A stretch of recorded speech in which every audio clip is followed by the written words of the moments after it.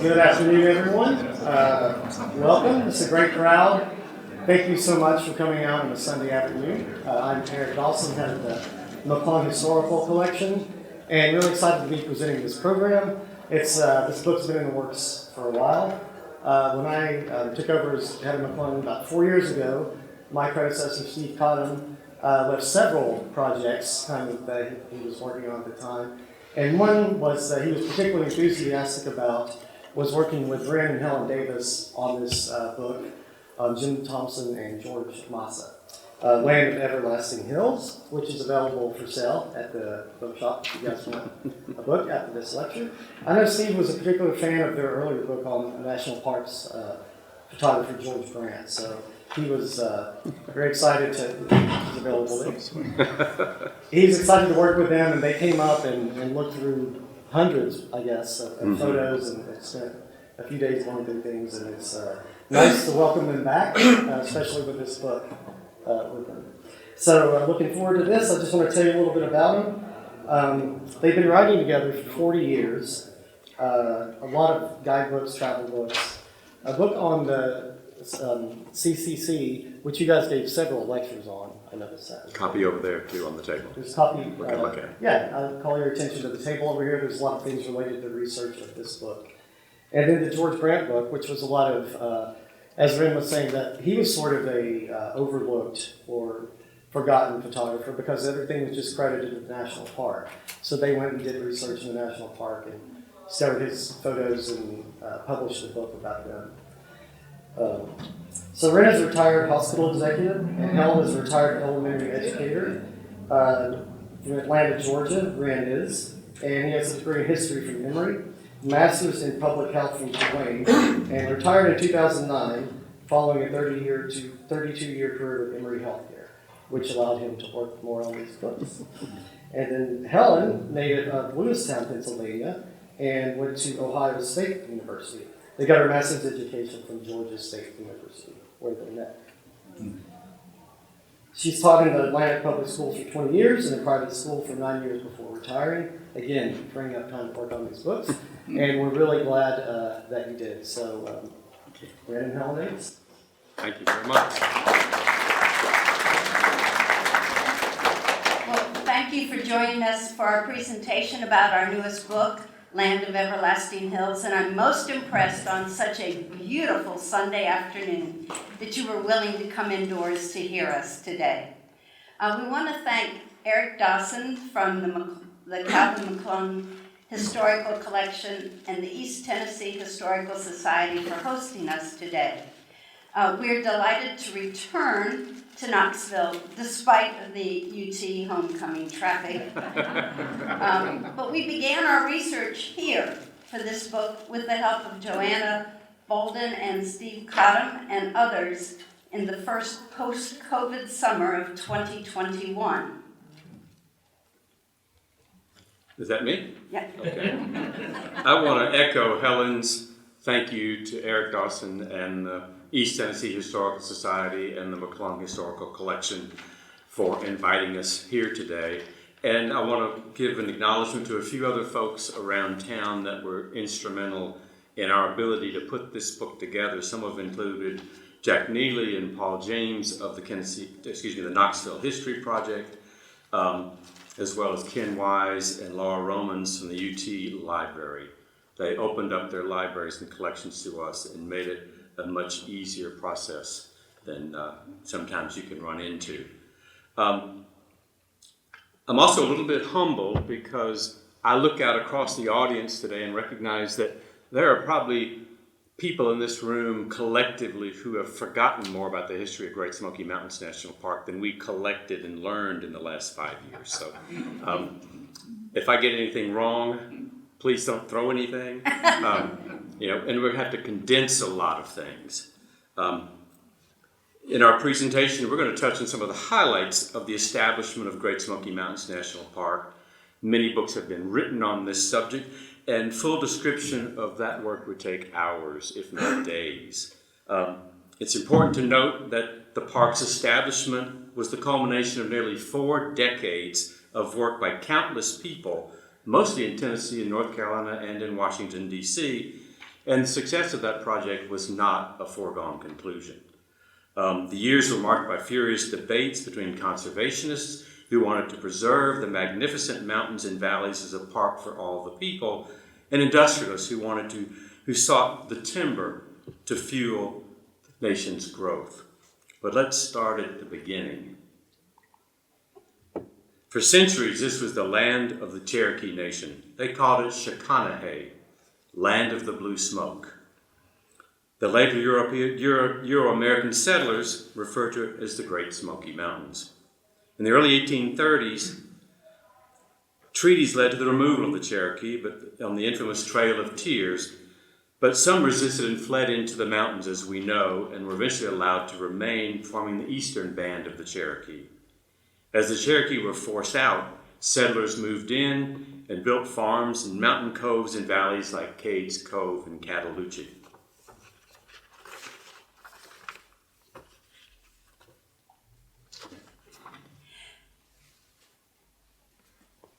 Oh, sorry. During the late 19th century, Dr. Chase Ambler and Dr. Henry Marcy shared their vision of the Smokies as an important health resort. Dr. Marcy dubbed it a new Switzerland because of the healthy water in the air. "Whoa!" was the response from the timber industry. "This area has an abundance of trees to match the demands of the industrial period." The battle between preservation and clear-cutting of the land was fought for many years until philanthropy stepped up. Because Congress was unwilling to spend a single cent for scenery, all land purchase funds needed to be raised privately. The greatest gift was from the pledge from J.D. Rockefeller, Jr. Ready?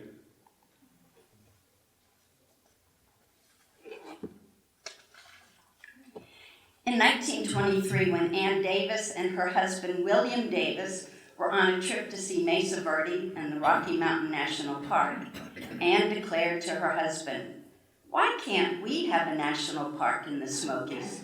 It's just as beautiful." Soon a movement was born. The Great Smoky Mountain Conservation Association in Tennessee was established by Ann's husband, William Davis, Colonel David Chapman, and Paul Fink in December 1923. Similarly, in the same year in North Carolina, the Great Smoky Mountains, Inc.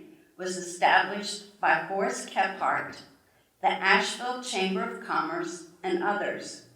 Renowned outdoor writer Horace Kephart's frequent articles about the devastation of the Smokies in multiple publications, including the Asheville Citizen-Times, garnered significant public attention. North Carolina State President E.C. Brooks was also a strong advocate for preservation of the Smokies. Hope for a national park in the Smokies was realized on May 22, 1926, when President Calvin Coolidge authorized Shenandoah, Mammoth Cave, and the Smokies to become national parks. Now funds needed to be raised to purchase the land, much of which was privately owned. With Arno Kammerer, Assistant Director of the National Park Service, having already reached out to J.D. Rockefeller Jr., $5 million in matching funds was pledged in 1928. Now, this is an image of the initial red line map that shows the vision in 1926 for a 700,000 acre park, a much grander plan than our actual 522,427 acre Smoky Mountain National Park today. As early as 1916, the National Park Service sought to establish national parks in the eastern United States, closer and more accessible to the American people. At the time, all the national parks were in the West, mostly on federal land. However, creating parks in the East would require purchase of privately owned land. First Eastern National Park was Acadia in Maine, created in large part through the philanthropy of John D. Rockefeller Jr., who, as Helen mentioned, would play a pivotal role in the creation of the Smoky Mountain National Park. As she noted, it was estimated that $10 million was needed to purchase the land for the park. Rockefeller had pledged $5 million in matching funds, but the people of Tennessee, North Carolina would need to raise the rest. Donations came in, large and small, even from school children. Remarkably, the onset of the Great Depression did not derail the effort. Timber companies proved more willing to sell. The largest tract belonged to the Champion Fiber Company. Their 92,000 acres of holdings included Kuohi, which formerly known as Clingman Stone, Mount LeConte, Mount Guyot, and Three Forks. Now, interestingly, one of the aspects that was really fascinating to us was the whole issue of naming places in the Smokies. Across the planned park, there were hundreds of duplicate names of landmarks such as rivers, creeks, waterfalls, and more. Nomenclature committees were established by the U.S. Board of Geographic Names to resolve these issues. Jim Thompson and Paul Fink served on the Tennessee committee, while Horace Kephart served on the North Carolina committee with the aid of George Masa. One commitment by Kephart was to retain as many Cherokee names as possible. Interestingly, some of those names, as we know, have been returned to park features. And I want to take just a little brief moment to read a couple of anecdotes about this process from excerpts from the book itself. And the first is a letter from George Masa to Myron Avery, the chairman of the Appalachian Trail Conference. And he's talking about this process. And this was written on January the 1st, 1932. He said, "I had a little celebration for the new year, but had to work for completion of nomenclature and finally finished North Carolina side. Sent them on to Mr. Pike at USGS. I am sure Paul Fink and Tennessee Nomenclature Committee having quite a time to naming. I tell you, this is some job." 2 weeks later, to kind of fill in the gaps, or fill in the blanks here, in a letter from Paul Fink to John Cameron with the U.S. Board of Geographic Names, he wrote, "Within the park boundaries are some 1,100 names for physical feature, with a multitude of duplications, for example, 9 big branches, 8 long branches, 6 mill creeks, 4 mill branches, 5 deep gaps, 2 laurel creeks, and 4 laurel branches, and like cases by the score." So you can imagine this was a multi-year process that they had to undergo to do this, and I can imagine how difficult it must have been. There are 2 other naming illustrations that are tangential to the nomenclature committees that I'd like to mention. The first was the naming of Mount Kephart. Some of you probably in the room know the details around that, but in the mid-1920s, friends of Horace Kephart wanted to name a peak in the Great Smoky Mountains in his name to honor his efforts to create the park. And they found a peak that appeared to be unnamed just on the Tennessee side of the Smokies Divide. And they requested of the U.S. Geological Survey permission to name it Mount Kephart, and they were said, absolutely not. We do not name landmarks for living people. But they decided to go ahead anyway, and for several years, in correspondence and records and reports and things, they would refer to this peak as Mount Kephart until the Board of Geographic Names sort of relented and said, okay, it's in common usage, we will now name it Mount Kephart. However, the people in Tennessee said, whoa, that mountain already has a name. It's called Mount Collins. You can't name it for Mount Kephart, for Horace Kephart. And so they had to go back to square one, and they found another peak on the North Carolina side of the Smokies Divide that didn't have a name. And they said, can we name this Mount Kephart? And everybody said, that's just fine. So that's how that Mount Kephart came to be. And it's our belief that Horace Kephart went to the top of the first Mount Kephart, but didn't live long enough to get to the top of the second one. The other story, and many of you probably know this as well, and some of it may be apocryphal, but there's a story about the time that George Masa, Horace Kephart, and Charlie Connor were camping up in the Smokies, and after a long day of hiking, they're sitting around the campfire, And Charlie Connor pulls off his boot and shows them his swollen toe and said, "This bunion is big as that rock outcrop over there." And Horace Kephart said, "Oh, we're going to call that Charlie's bunion." Well, in an interview 20 years later, Charlie Connor said, "Well, in actuality, I didn't have a bunion, I had an ingrown toenail." So I thought to myself, imagine you're hiking the AT with your friends and you said, "Let's stop for lunch at Charlie's ingrown toenail." This does not have the same ring to it, don't you agree? So, anyway, with the support of 3 presidents, Coolidge, Hoover, and Roosevelt, the needed lands were turned over to the National Park Service, and the Great Smoky Mountains National Park was officially established in 1934, and local communities were quick to promote access to the park and their proximity to it.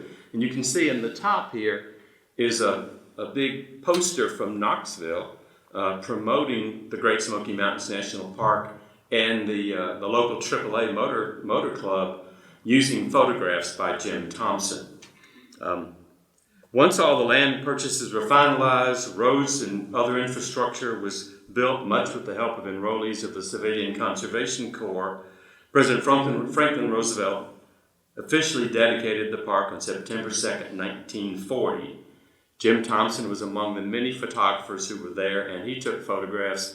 In the bottom right is one of Jim Thompson's photographs taken from up on the hills behind Newfound Gap, looking down on the crowd and the what is now the Rockefeller Memorial, where Roosevelt was giving the dedication speech. So now, the Appalachian Trail, interestingly. In 1921, a regional forester named Benton Mackay had a vision for a hiking trail spanning the Appalachian Mountains from the New England to the southeast. The trail would be a place of escape for city dwellers seeking solace in the wilderness. Hiking clubs embraced this plan and began to blaze an Appalachian Trail, principally in New England and the Northeast. In 1925, at a meeting in Washington, the Appalachian Trail Conference was established to assist and promote trail development. Myron Avery, a member of the Potomac Appalachian Trail Club, became the driving force for completion of the trail, serving as the chairman of the ATC from 1931 until his death in 1952. In this role, he worked tirelessly with the hiking clubs in North Carolina and Tennessee to finalize a route through the Smokies and down to northeast Georgia and on to the southern end point. This proved challenging and frustrating as the Tennessee-based Smoky Mountain Hiking Club, led by Jim Thompson and Paul Fink, promoted a trail from the eastern end of the Smokies at Davenport Gap to the western end at Deals Gap. However, the Carolina Mountain Club, led by Horace Kephart and George Masa, urged that the trail turn south after passing Clingman's Dome and crossing the Little Tennessee River and down to the northeast Georgia mountains. George Masa scouted both routes, offering his advice to the trail planners.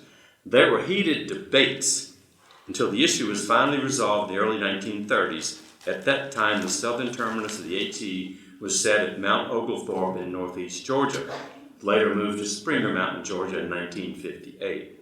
Today, Springer Mountain near Amicalola Falls State Park is a starting point for hundreds of hopeful through hikers who set out each year to complete the 2,190-mile trail.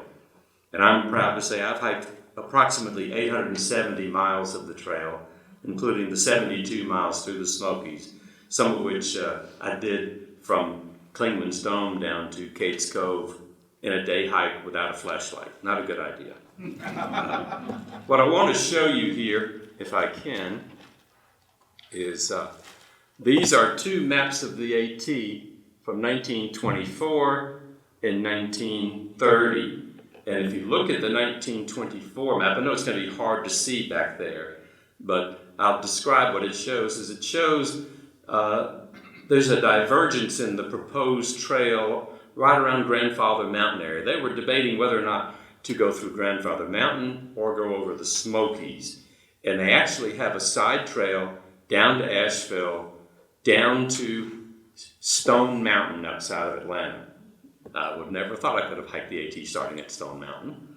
There was another alternate route that took you to Cohutta Mountain in northwest Georgia, which Horace Kephart said that is the middle of nowhere. It's not the end of the Appalachians. Don't send it there. It's a beautiful area if you've ever been to the Cohutta Wilderness. It is spectacular. But they actually had proposed that the trail might go to Lookout Mountain in Tennessee and down to Birmingham, Alabama. Figure that out.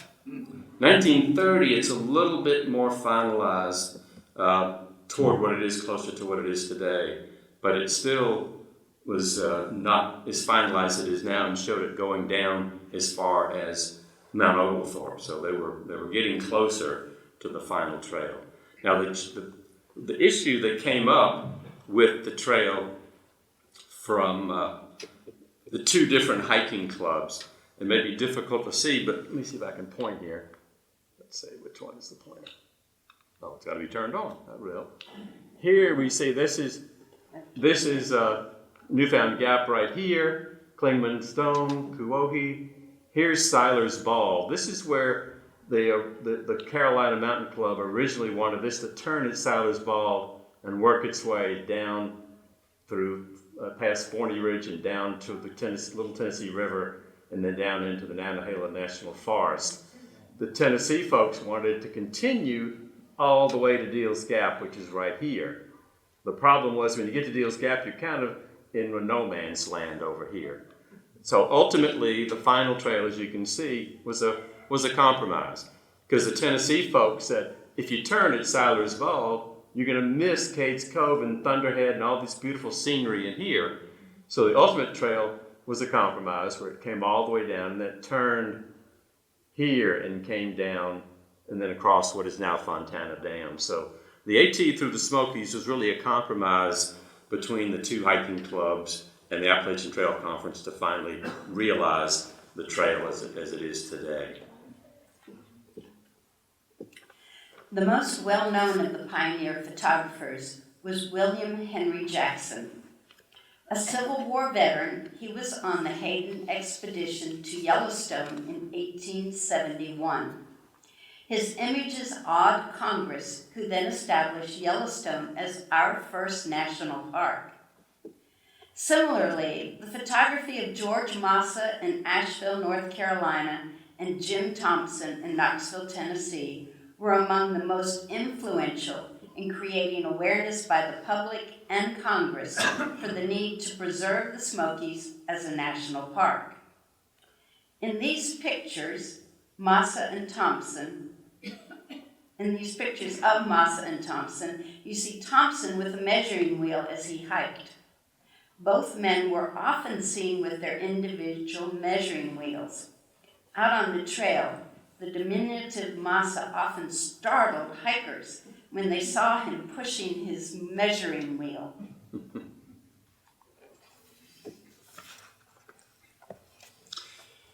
In 2020, March of 2020, we received a phone call from Nathan Holley, an editor with the University of Georgia Press, asking if we knew much about George Masa, which we answered, he was a Japanese photographer who did some pictures in the Smokies. That was it.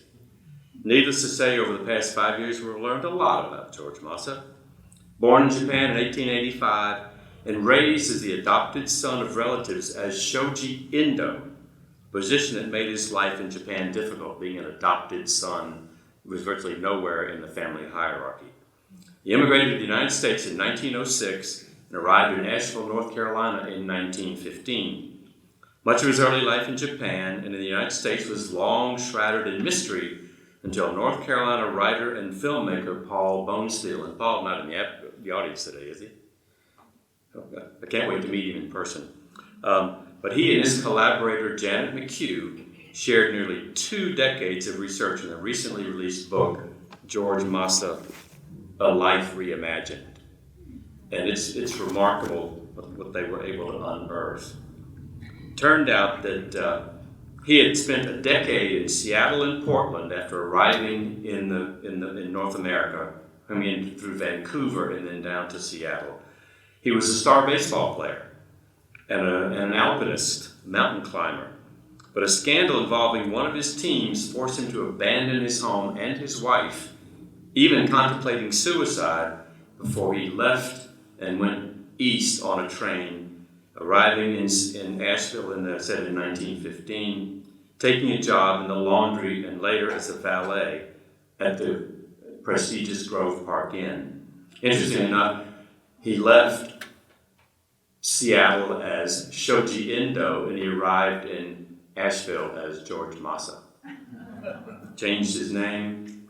He was a gifted photographer and did work for inn manager Frank Seeley and for inn guests, later setting up his own studio in Asheville.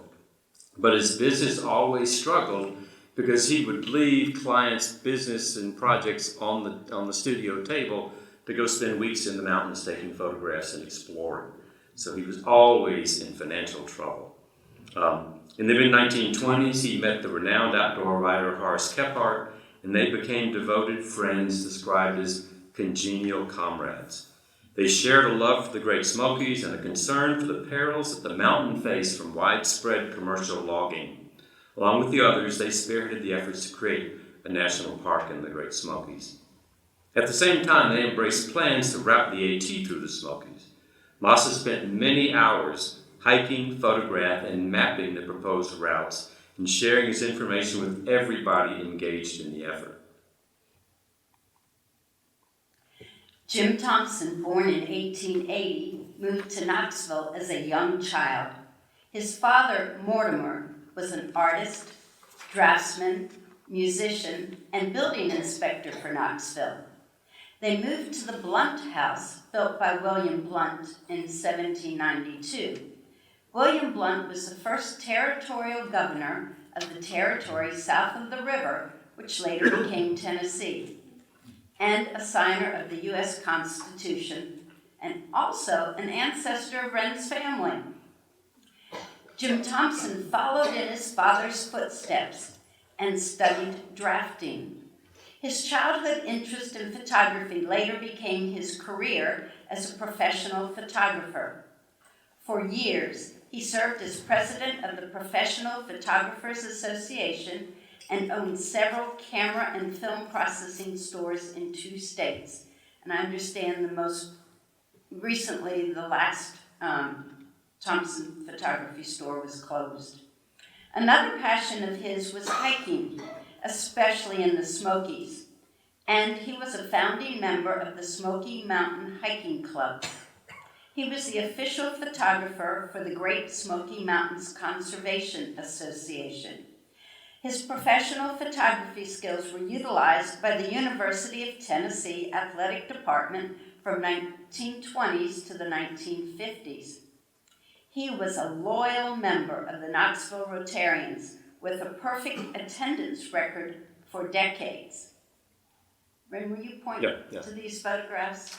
Up here is a photograph Thompson took of a UT football game in the 1920s. It doesn't look like Neyland Stadium, I don't think. Not at all. But it was General Neyland that asked him to begin taking photographs for the purposes of, recording the games, documenting the games, and also using the photographs to teach the players. Like today, you'll take a film of a game and then you'll study it and then prepare for the next week's game. There's a story that goes on, and this is kind of funny, but he began taking photographs at the Tennessee games in the 1920s, and he would also photograph at the away games occasionally, and he would shoot from the stands. And at Sanford Stadium in Athens, Georgia, the Georgia fans got incensed and started standing in front of his camera. So he couldn't take pictures, he couldn't make film, and they complained to the Southeastern Conference that this was not fair. And for a period of time, filming the games was prohibited. Until finally they realized everybody was doing it. And he began to film from the press box and made films and photographs for UT Athletics for many, many years. He also, if you go to the Tennessee Archive of Moving Pictures and Film, right here at the McClung Archive, they have and you can find it on their website. He made color films of UT's travels by train to the Rose Bowl in 1940, and he's got pictures of films of the Rose Parade and the game. Sadly, UT lost that game, but people seem to have a good time anyway. But his son filmed UT basketball for many years. So the family, it was a part of the family business for many years to photograph University of Tennessee athletics. Another photograph, this is him, this is Jim Thompson in the back, and this is a group of the Smoky Mountain Hiking Club at the LeConte Lodge in the 1920s. And over here, this was taken planning of the route of the AT through the Appalachians. This was a group that was coming to the AT conference at Gatlinburg in 1930 to discuss that, 1930 or 31. But Jim Thompson is right here studying a relief map of the AT. Interestingly enough, although the book is principally about George Masa and Jim Thompson, it's important to mention that Jim had two brothers. The youngest brother, Mortimer, who worked briefly in the family business, was also a photographer. And he took a position with the Tennessee Valley Authority as a photographer, but died of a heart attack in 1935. The other Thompson brother was Robin, who worked more closely with Jim, both in business and their efforts to create a national park in the Smokies. Robin trained in aerial reconnaissance during World War I, and on his return to Knoxville, he lent his expertise for producing many aerial images of the mountains, as the one you see here, providing details on terrain and on the extent of clear-cutting of the forests. Also made the first aerial photographs of Knoxville in 1919, and you can find those in the Knoxville Sentinel archives. Many of the scenic images of the Great Smokies and surrounding areas attributed to Thompson brothers. It's believed that most of the scenic landscapes were taken by Jim, while aerial and group photos may have been taken by Robin. Thompson also employed other photographers, one of whom was a gentleman named Bruce Leslie. And in the book, we were contacted by his nephew, Bruce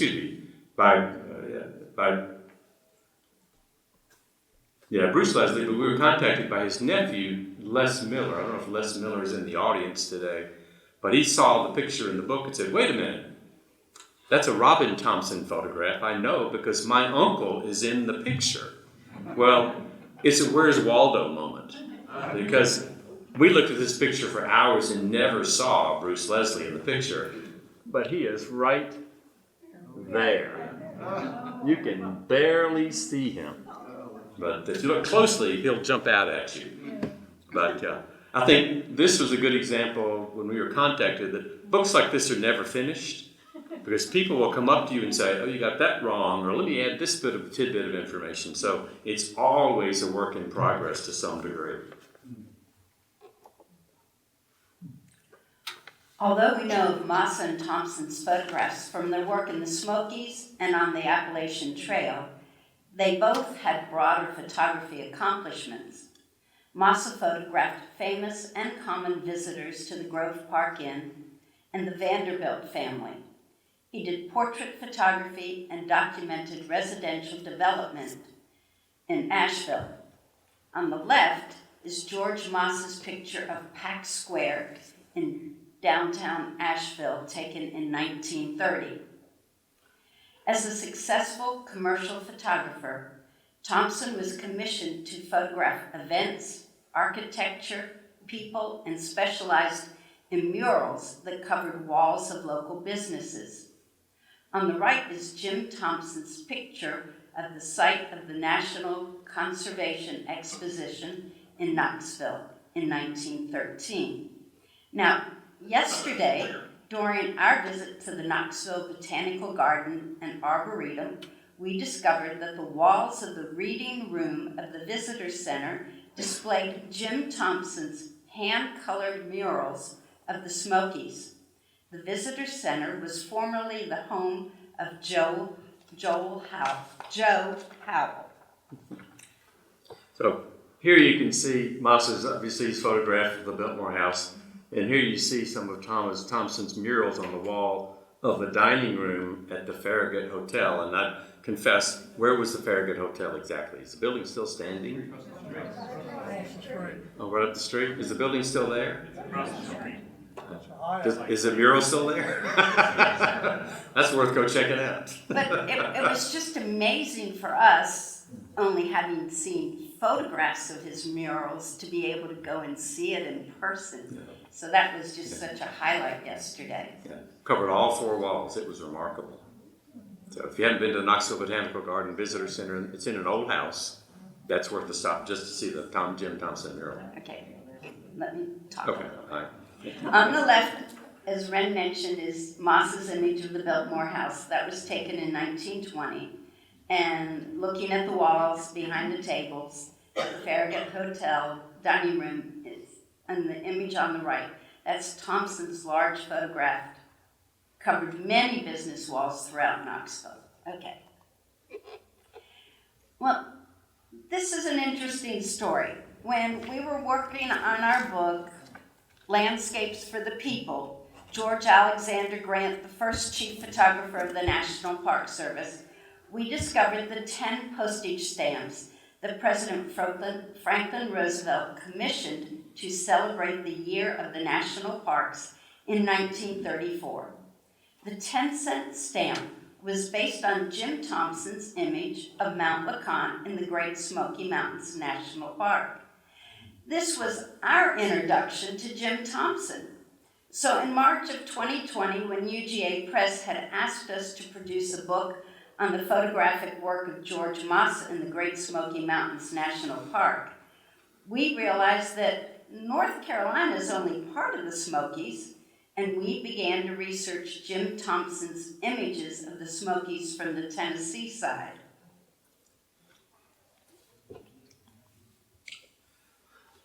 Just adding on to that was our introduction to Jim Thompson, and we recognized that in order to tell the full story, we had to include Masa and Thompson, because that's both sides of the mountain, literally.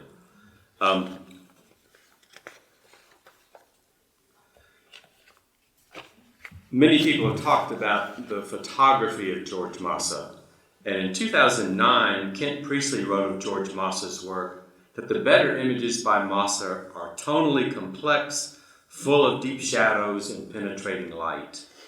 His friend and hiking companion Barbara Ambler Thorne noted that Masa would want the clouds a certain way, and he wanted the clouds to get that way. The man was an artist. The same could be said for Jim Thompson, Ansel Adams, George Grant, Elliott Porter, anyone who's spent time in the wilderness lugging all that heavy equipment. You want to wait till the lighting is just right, because it's a once in a long time opportunity. So, the great landscape photographers are going to wait for the light to be just right, and that's what she's communicating to us. While George Masa never expressed that his images may have been influenced by the art aesthetic of his native Japan, we can find in his work many of the elements that reflect those very qualities. In Japan, art serves a broader purpose than simply being enjoyed. It captures much of the fundamental principles in its culture and in the 2 predominant religious beliefs of the Japanese, Shintoism and Buddhism. While differing in many ways, these faiths share something in common, notably a reverence for nature, beauty, harmony, and simplicity. Nature is viewed as always in motion, yet not yet at its peak of perfection. Think of a rising wave. You feel the tension of a rising wave, and it hasn't crested yet. That's kind of what the Japanese artist is trying to convey, that nature is in motion. This perspective is also expressed in the Zen philosophy, featuring asymmetry, natural and without pretense, tranquility and simplicity. Another philosophy is wabi-sabi, which I read about in researching this, that elevates the weathered over the pristine, as the former has survived the storms of life. So you got a weathered old salad bowl at your house.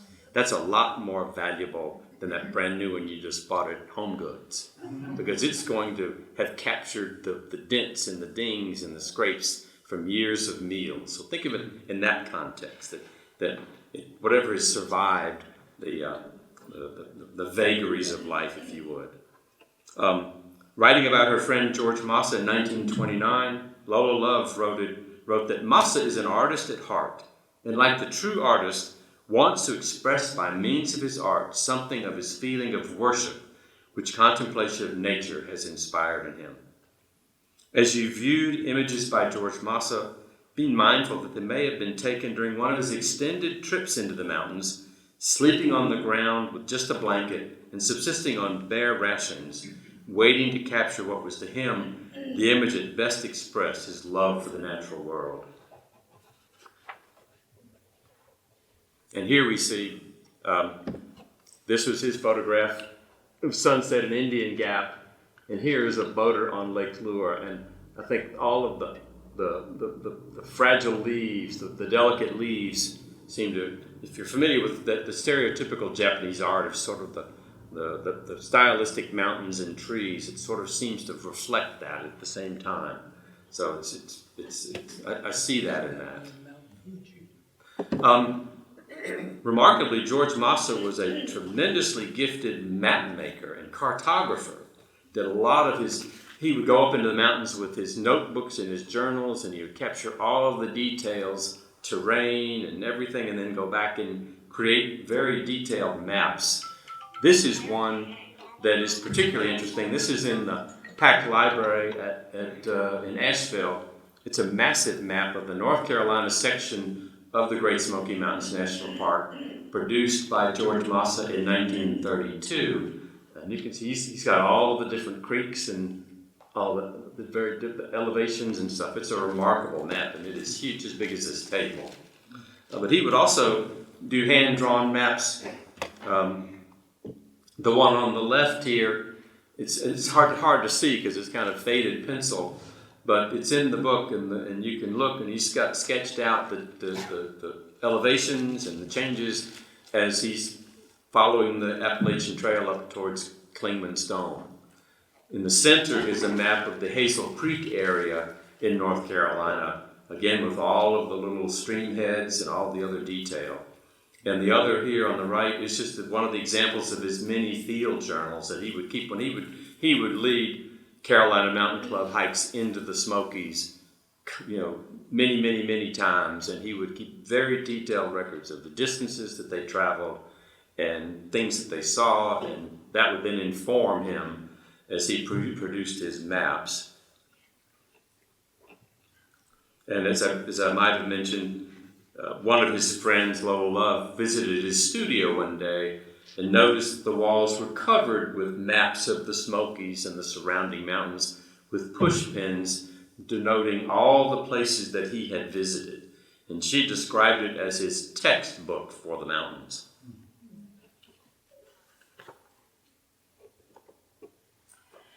We're going to show some selected images by George Masa and Jim Thompson. Outdoorsman and rider Horace Kephart was Masa's dearest and closest friend. Masa's image on the left captured Kephart at Whiteside Mountain, and Thompson's photograph on the right captured the chimney tops from Indian Gap Trail. The picture on the left is from George Masa and Horace Kephart's driving on Thomas Road in 1930. They needed help to get their car out of deep ditches in the road. Thomas Road was one of the primitive roads up the mountain, and after this frightening excursion in 1930, Kephart's next article included the statement, "Keep the automobiles out until the roads are improved." On the right, the Alum Cave Trail is one of the trails to the top of Mount LeConte, an area where Thompson created many photographs, and it is, one of the steeper ways to get up there. Here we see on the left a photograph by George Masa of some people just sitting in a meadow enjoying the view into the Nolan Creek Valley from Andrews Bald up near Newfound Gap. And today would be a beautiful day to be up there in the mountains with as clear as the sky was. And then on the right is this Jim Thompson photograph that he captioned, "The Road to Fairyland." I'm trying to figure out if that's a Little River Road or where it is, but it is a spectacular, maybe going up towards Newfound Gap. but a wonderful snowy scene. And apparently he loved visiting the mountains in the snow because he's got lots of snow photographs. He must have had a very good chains on his tires, I would guess. But a beautiful road to fairyland. And here we see on the left a photograph by George Masa of Looking Glass Falls, which I believe is near Brevard, North Carolina. They both love taking photographs of waterfalls, and their waterfall photographs are just tremendous, and many of them are in the book. And on the right here is a picture we probably all have either seen or taken of people looking into the Okanlufty Gorge down from Newfound Gap, and that is a spectacular view. This was taken around 1940. This Masa picture on the left, looking down into Smoke Mound, was taken when the area was used by a lumber company as a sawmill. On the right, Thompson captured a hiker filling his canteen from the moving fresh water. One of the many streams in the Great Smoky Mountains that would have provided the wonderful fresh water that a hiker would have enjoyed, for sure. The image on the left by Masa of the rustic footbridge was colored by hand, and Thompson captured the visitors reading the dedication plaque at the Newfound Gap, honoring J.D. Rockefeller Jr.'s donation of $5 million in memory of his mother, Laura Spelman Rockefeller. This picture on the left was taken outside of Highlands, North Carolina. In 1929, a man named Frank Cook commissioned George Masa to come over and take a few photographs around Highlands because he was trying to promote it as a resort destination for tourists. And as the story goes, Cook offered to put Masa up for 2 nights in his little hotel in Highlands. But Masa, being the perfectionist that he was, stayed 2 weeks because he was determined not to take a picture unless the setting was just right. So Cook was getting a little antsy. How much was this going to cost me? But this particular photograph was made of Bridal Veil Falls outside of Highlands, and it may be very difficult to see here, but you can see George Masa's car parked underneath the waterfall, behind the waterfall, I should say. On the right is a wonderful photograph that Jim Thompson took of one of the many grist mills dotting the streams all throughout the Smokies. And one thing that Jim Thompson did that I thought was fascinating is when he printed, you can tell here that he sort of extends the picture itself beyond the border, almost to give it a 3-dimensional effect. He did this often with his photographs, so that it wasn't just bound by the borders of the picture frame or the border of the print. So it was just a way, I think, of almost like his signature way of doing that. These two here, this is an unusual night photograph that George Masa made of Chimney Rock in North Carolina by moonlight. As many people know, this area was devastated by Hurricane Helene a year ago and is slowly recovering. But this Chimney Rock was a tremendous tourist attraction even a century ago. And then another picture we have here, Frosty Morning is what Jim Thompson dubbed this, and this is Smoky Mountain Hiking Club members I'm not sure if it's the LeConte Lodge or just a shelter, obviously on a winter hike. I don't think that's anything, can't describe that but a winter hike, filled with snow and ice, definitely a chilly night to be in the mountains. Here we see on the left, this is a photograph by George Masa of Hickory Nut Gorge from Exclamation Point near Chimney Rock, North Carolina. And on the right, again, another snowy road into Cades Cove taken by Jim Thompson. I think any of us that have traveled to Cades Cove, I bet it is spectacular in snow. I've not had the delight of being able to take that road in snow, but I imagine it is a spectacular view. In the years before color film became readily available or affordable for consumer use, some black and white photographs would be hand-colored. On the left is Hawksbill Mountain, southeast of Linville Falls by Masa. And on the right, Thompson captured Mount LeConte. We learned that one of Thompson's colorists was his wife, Emily.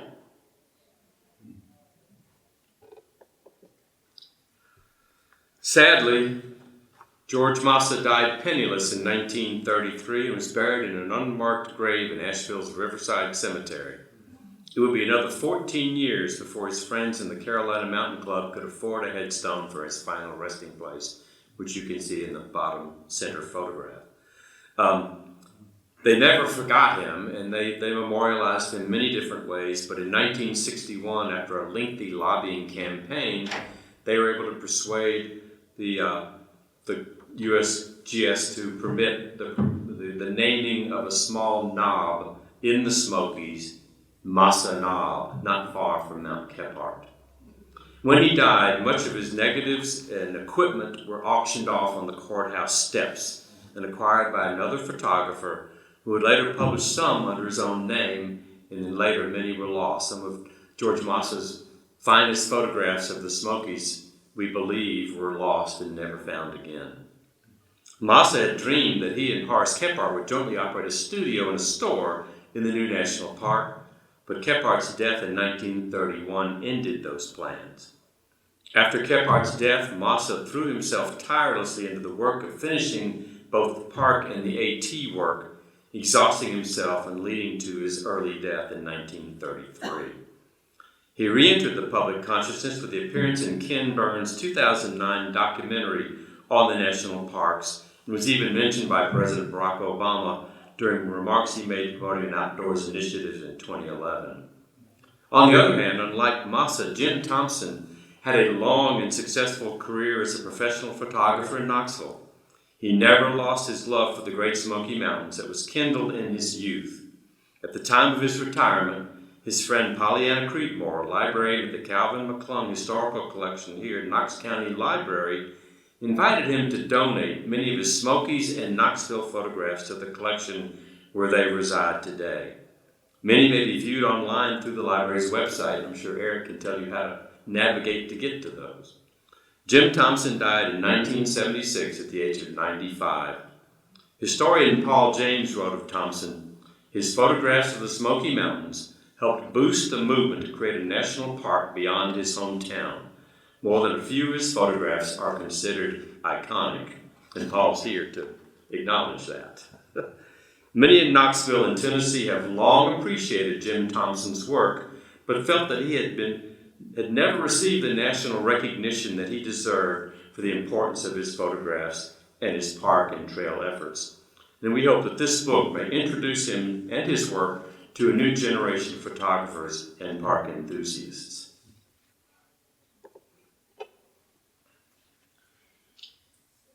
The Great Smoky Mountains National Park and the sections of the Appalachian Trail in North Carolina and Tennessee that we enjoy today are gifts available to be shared because of the photography and trailblazing of these two dedicated men and their fellow park supporters. Today, the Great Smoky Mountain National Park is the most visited national park in the nation. Without the hard work and talent of George Masa, Jim Thompson, and others, Congress would not have realized the need to preserve this area as a national park. And I would just briefly point out this panoramic image of the Smokies was taken by George Masa, and he's annotated it with the names of the different peaks that you can see from his vantage point. But it just encapsulates the extraordinary beauty of these mountains in this whole area. And we could not have done this project without the help and resources of so many different people and organizations.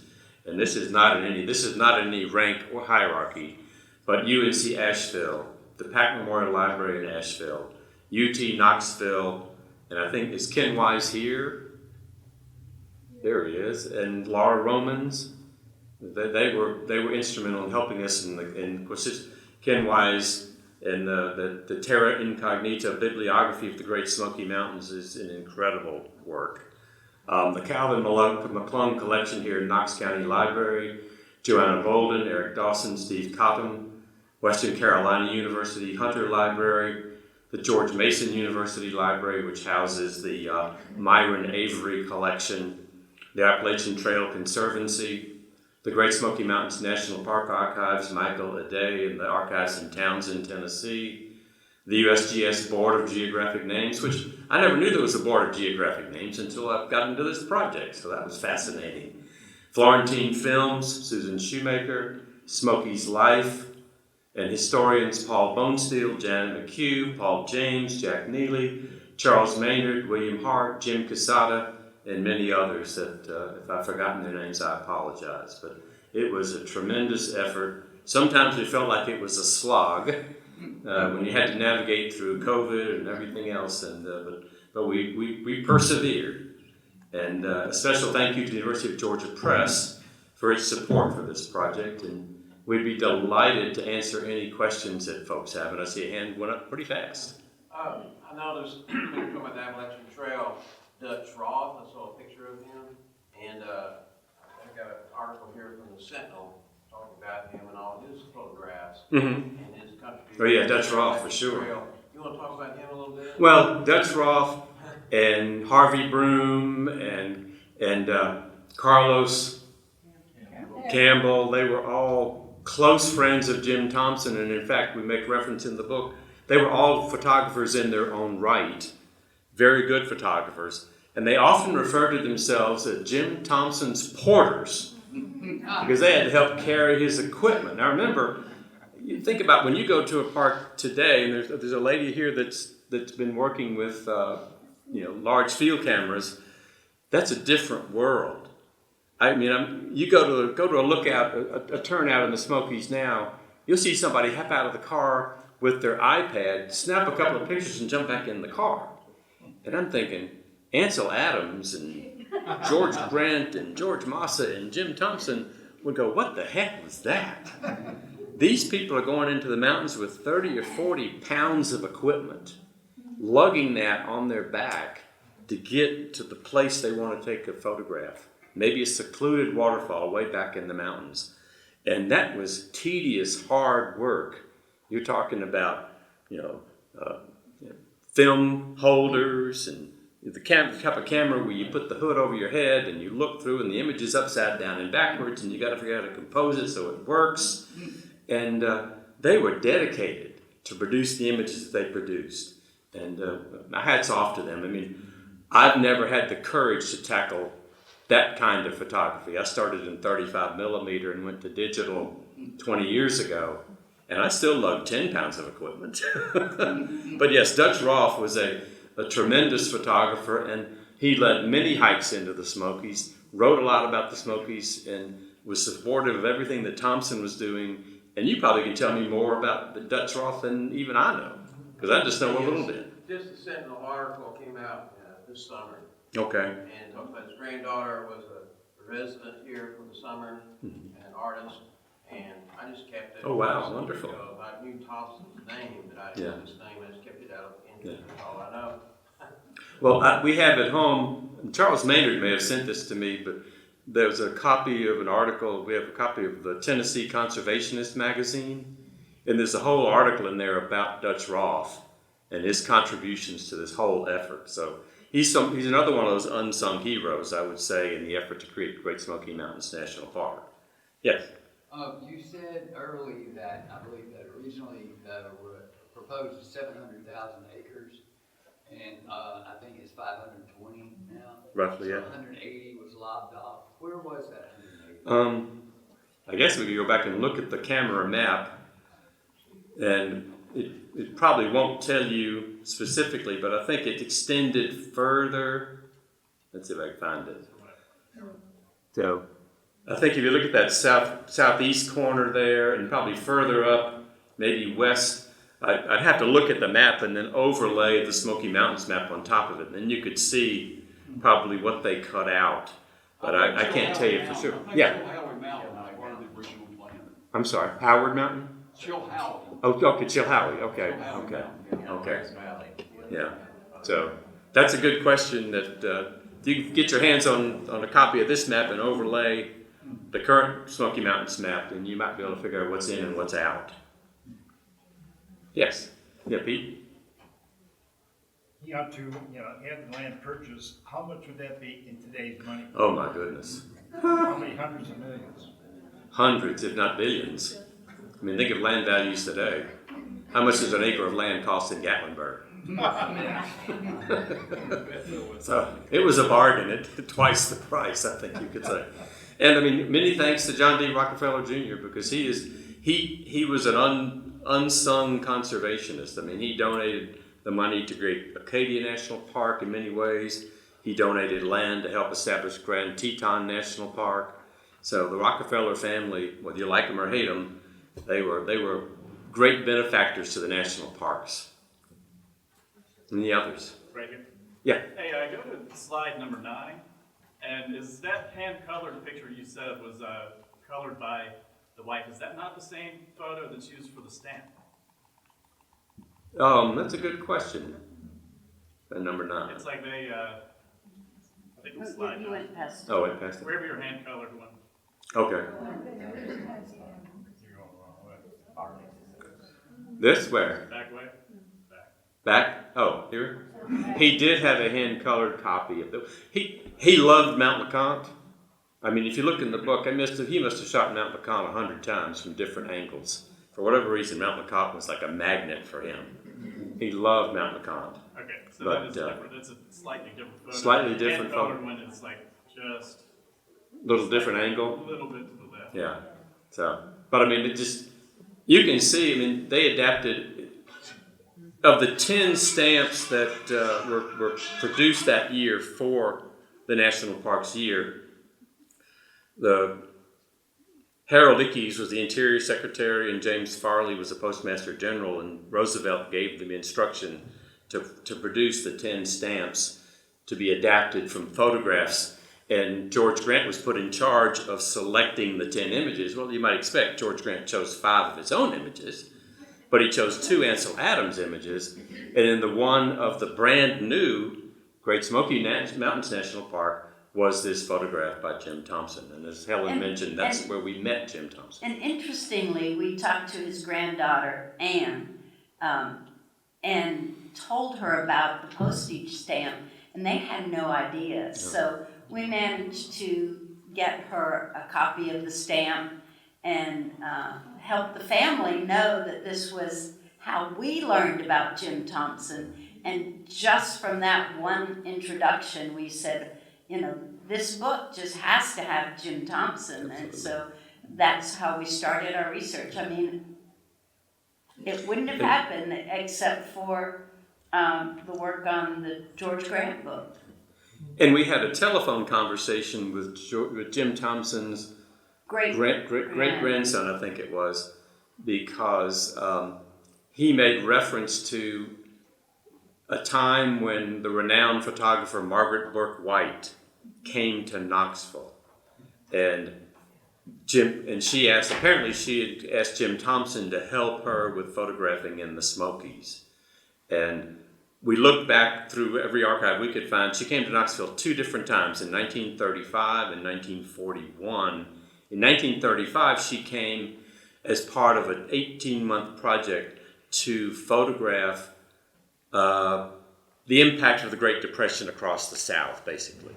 And we think that's probably when she engaged with Jim Thompson. But what the great-grandson remembered talking to his great-grandfather about that experience was she arrived at their home in a big station wagon, if you would, and Jim Thompson went outside and said, "I have never seen so much photographic equipment in one place in my life." So she brought, tons and tons of equipment for her photographic excursion into the Smokies. Any other questions? Yes. I have a comment. So Okay. Ansel Adams had a grant, to photograph all of the national parks, and he said that photographing the Smoky Mountains was going to be devilishly hard. It was. And I'm like, I smile every time I think about that quote because he was right. He was right. It's not like the big open distance. He loved those big wide open spaces in the West were just suited for his kind of photography. That's why, photographing in the Smokies is maybe that much more challenging, but it's more worthwhile, I think, when you get a good shot. So, any other questions? Well, we thank you very much for taking a part of your Sunday afternoon.